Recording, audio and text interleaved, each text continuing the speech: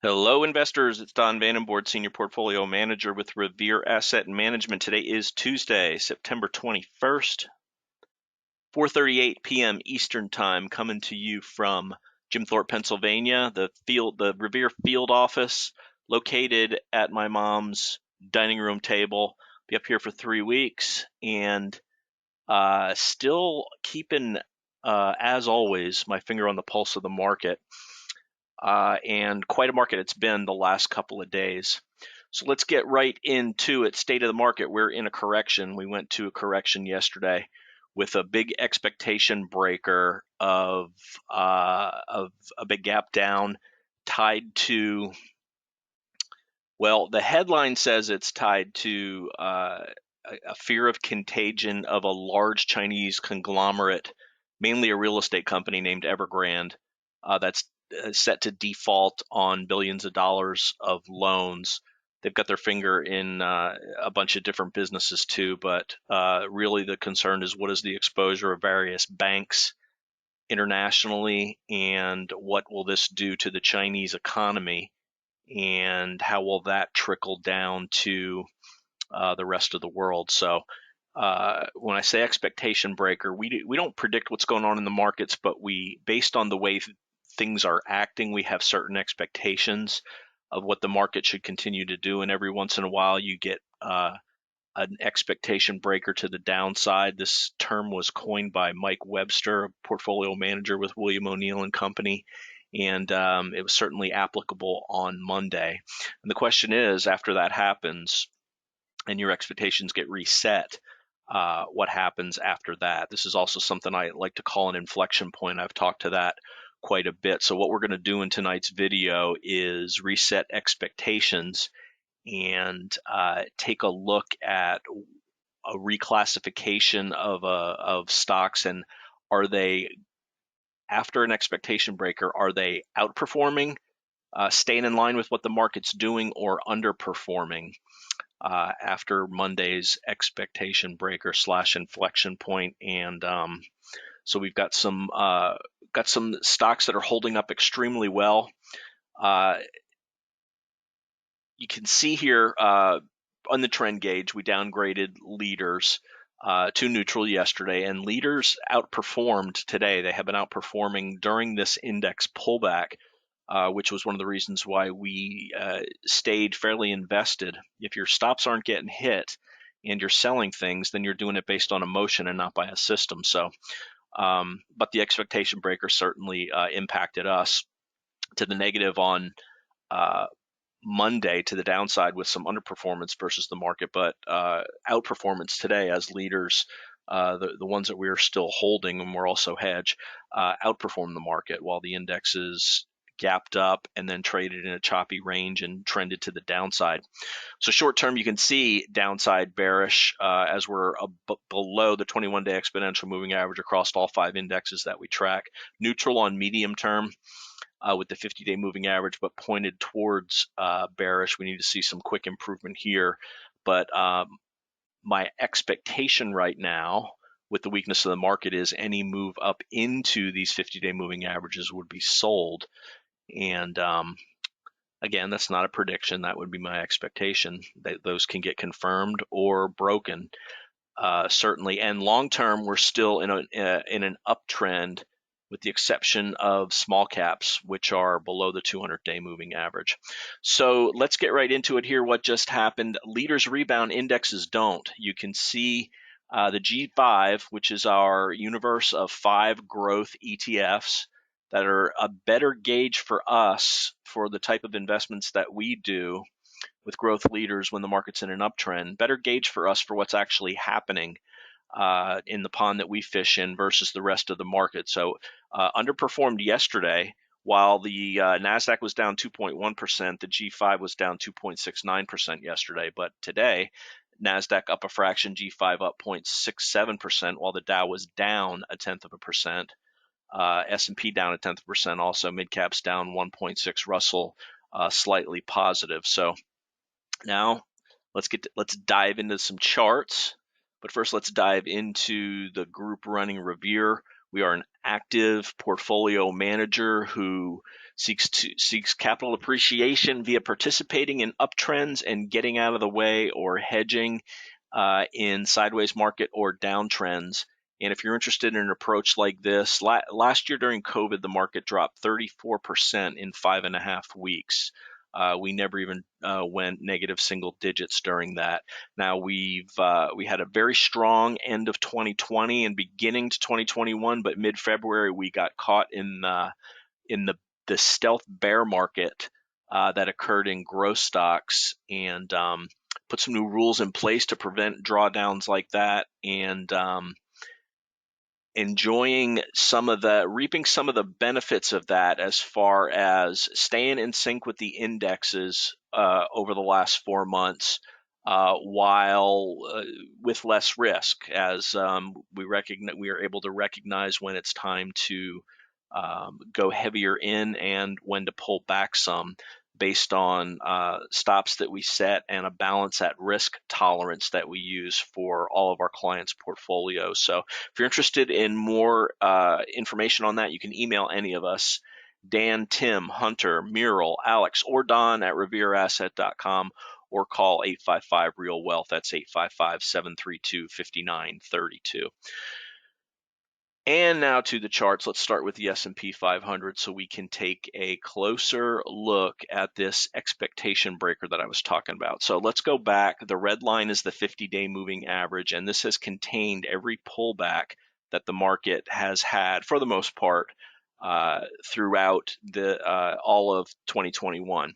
So this latest pullback that we had last week, growth stocks still outperforming under the 21, but the 50-day moving average was providing pretty good support until late last week, Thursday and Friday. I started reading about this Evergrande, but anything that I read didn't provide any details into what really was going to happen and the possible impacts to the financial system worldwide. But a lot of people digested this over the weekend, and then here's your expectation breaker with the big gap down Monday morning.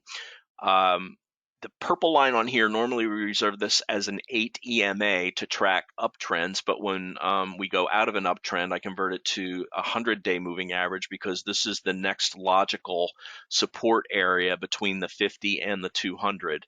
We undercut and reclaimed and closed above the 100-day moving average on Monday. So as for now, the inflection point, break of the 50, hold of the 100. So now what we're looking to do is see what leading stocks are doing better than this pattern setup. The best of the best would be above anything that's above Friday's high is a clear outperformer. Anything that didn't gap down yesterday and showed relative strength and kind of stayed within the realm of the range of Friday is an outperformer.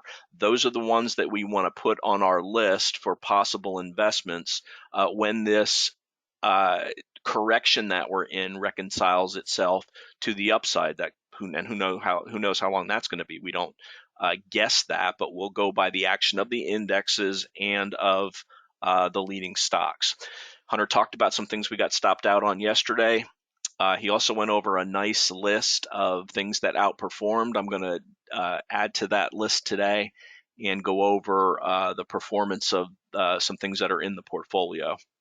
So you can see what we did. Let's go to a 5-minute chart here. Disappointment.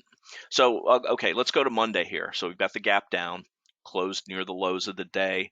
Oh, no, we didn't, because the last 30 minutes, a vicious rally, which made a lot of people think, this is just really no big deal. We pulled back, we bounced. Our expectation is maybe that put in the bottom. Well, we gapped up this morning, and we continued higher over the first 30 minutes, but that put in the top for the day. We quickly broke the opening 30-minute range. This is something I track every day because it's a good reference point for who's in control, the bulls or the bears. We rallied back up and made a couple of attempts to get back into this opening 30-minute range, but it failed midday, it failed late afternoon, and then we sold off into the close.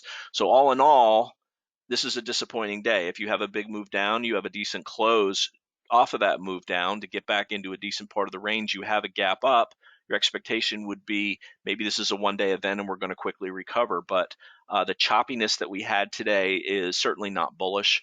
What is bullish, though, is the action of some of the leading stocks I'm going to show you lately. We got stopped out on a half a position of one of our stocks today, and everything else acted very well, despite what the indexes were doing.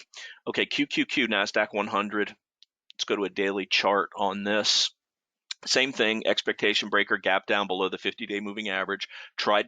Did not make a higher high. Notice that the S&P 500 did make a higher high today, although it closed back within, actually below yesterday's close. The S&P 500 is not showing a higher high here, but the SPY is. So actually, I remember what this is now. There's a bad print on the S&P 500 here. The actual high of this day that's showing on this chart is yesterday's high was 44.02, but it was actually 44.82.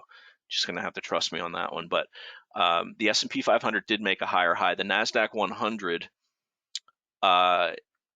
did not make a higher high today, but it did close positively, so showing a little bit of relative strength. But it is trapped below this 50-day moving average now, which is now flattening out. So the run, when the bulls tried to run today, NASDAQ 100 was thwarted at the top of this 50-day moving average, so that's bearish, and that's certainly something that's expected when you gap below it. Let's go to the Dow Jones Industrial Average, and that's definitely something we're going to be keeping a close eye on, by the way. We want to get back above that 50-day moving average as soon as possible on the indexes. Here's the Dow. This has been weak for a while, below the 100-day moving average, but still above the 200-day moving average.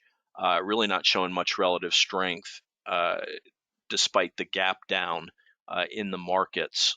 Usually, really, it's been acting kind of in line with the S&P 500 over the last 2 weeks after this big period of relative weakness spanning several months. Mid-cap stocks, MDY. Another expectation, gap down, bounced off the 200-day moving average, so that's a positive there. Made a higher high today, but reversed and closed with inside the body of yesterday's candle. So right now sitting on the 200-day moving average. And now small caps. Gap down, broke below the 200-day moving average. Today's rally attempt in small caps thwarted at the 200-day moving average and reversed there. So really what we're looking for, the first thing is for the 200-day to be recaptured, the 200-period moving average line to be recaptured on a daily chart by small caps. So those are the 5 indexes. We ran through those. Now, based on that, what we want to do is, let's go back to the S&P 500. We know what the indexes did. We just looked at all 5 of them. So what are outperformers and what are laggards doing? Well, laggards are below yesterday's low. If you find something like that and you've got it in your portfolio, you really got to take a hard look at and ask yourself, why am I still owning this? A little bit better would be above the range of yesterday's action, of Monday's action, where we had the gap down. Best would be anything that closed above Friday's low or really never came off at all. And those are the stocks that we're going to look at right now. So, inflection point, what's above Friday's close? First of all, some that we own. Datadog, this acted fantastic. Okay. Weakness with the rest of the market, but in the afternoon it bounced right at the 21-day moving average the way we want it to, and then a new all-time high today. What more can you ask for by a stock than to be at an all-time high when you just had a big gap down in the indexes? Note the relative strength on this over the last 2 weeks has been great, and our favorite setup kicked this off, which is a gap up on big volume on some type of news. In this case, it was earnings. Another stock that we own that did the same thing is Upstart, UPST. Stayed very close to Friday's range, so big positive there, and then a new all-time high. We're still holding on to this. Wish I had a larger position than I do, but this is a very volatile stock, and but we'll certainly take the positive gains. Look at the relative strength in this. This is really one of the top 5 stocks in the market, along with Datadog right now.